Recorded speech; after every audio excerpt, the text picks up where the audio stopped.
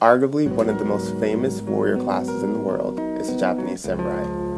Originally deriving from the word samurai, or men who serve the houses of nobility, this group of warriors followed specific codes and conduct of honor and tradition, which held them to a higher standard than other citizens of their society.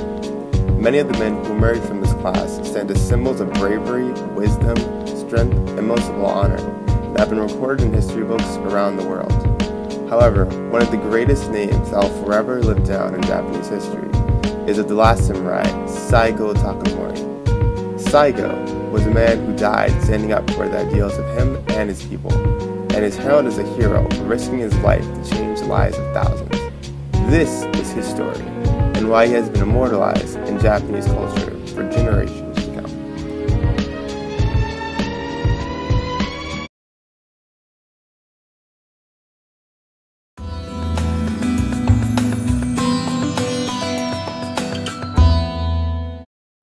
Saigo Takamori was born in Satsuma, Japan, somewhere between 1827 and 1828. Born in humble beginnings, Saigo's family were samurai of low rank and served as bodyguards for the feudal lord.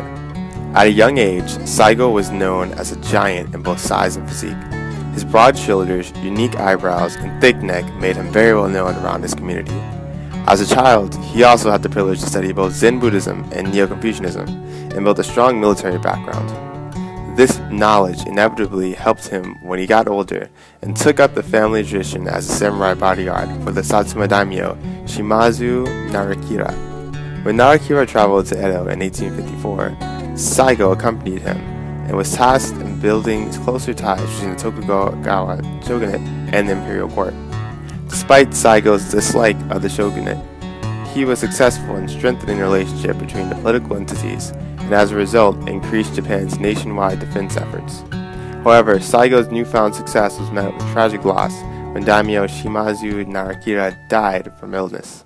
This death, along with new strict policies created by Tokugawa shogunate, led to Saigo's departure from Edo and voyage back to Satsuma.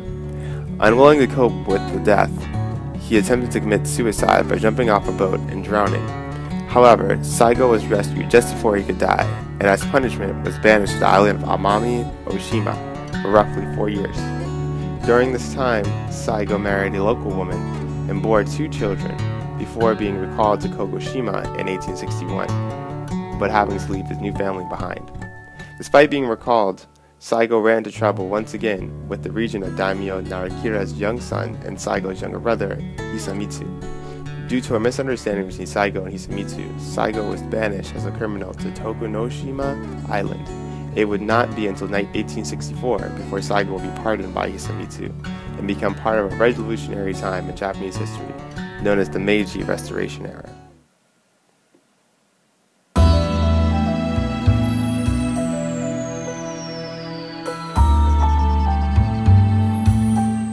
After being pardoned by his brother, Saigo was ordered to assist in managing Satsuma and Choshu relations in Kyoto, Japan, along with 2 other men, Okobu Toshimichi and Komatsu Tatsuaki. Once in Kyoto, Saigo led an army of Satsuma men on a punitive expedition against the Choshu, which led to an agreement that ended the fighting between the 2 clans. Saigo's negotiations not only ended the fighting, but also created the foundation for the Saigo-Choshu alliance. This powerful alliance between the Choshu and Satsuma men allowed both clans to focus on a mutual enemy, the Tokugawa shogunate. The bloody battles that ensued between the Tokugawa and the alliance were known as the Boshin War, which would soon lead to the overthrowing of the Tokugawa government.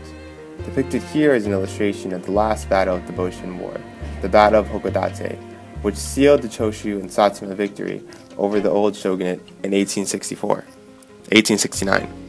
Once the war was won, Saigo worked as an assistant to the new Meiji emperor, along with other leaders of the restoration. The Meiji leaders, such as Okobo Toshimichi, began shifting many of their ideals towards more Western beliefs, and had even sent many of their high government officials on a world tour to learn more about Western culture. This shift to Western customs irritated Saigo, who believed his colleagues were betraying the essential values of the Meiji Restoration. And particularly, Saigo disapproved of the policies of centralization and growing unfair treatment of the samurai class under the Meiji Emperor. Nevertheless, Saigo continued working in the government until 1873, in which he pressured Japanese government officials to invade the country of Korea. However, due to financial troubles, the Meiji government ruled against Saigo's plans.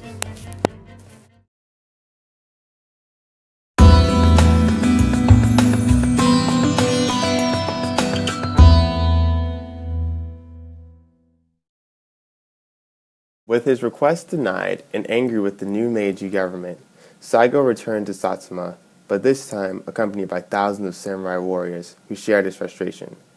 It was as if the very thing he had given his life to had now betrayed him and his fellow samurai. Fueled with a sense of justice for the samurai class, Saigo and his 40,000 followers traveled to Kumamoto, Japan to attack 300,000 government soldiers in 1877. The battle, known as the Satsuma Rebellion, was the last and largest attempt to take down the Meiji government and fight for the ideal of the old samurai way. In this clip from Edward Zwick's The Last Samurai, one of the main characters, Katsumoto, is based off of Saigo Takamori, and this scene supposedly depicts the Satsuma Rebellion. Although a famous battle, Saigo and his Satsuma warriors failed in their attempt and retreated to Kogoshima with only 400 men. Unfortunately, Saigo was mortally wounded in the battle and decided that his time in this world had come to an end. By his own request, Saigo Takamori committed seppuku on September 24, 1877, and thus ended his life as the last samurai.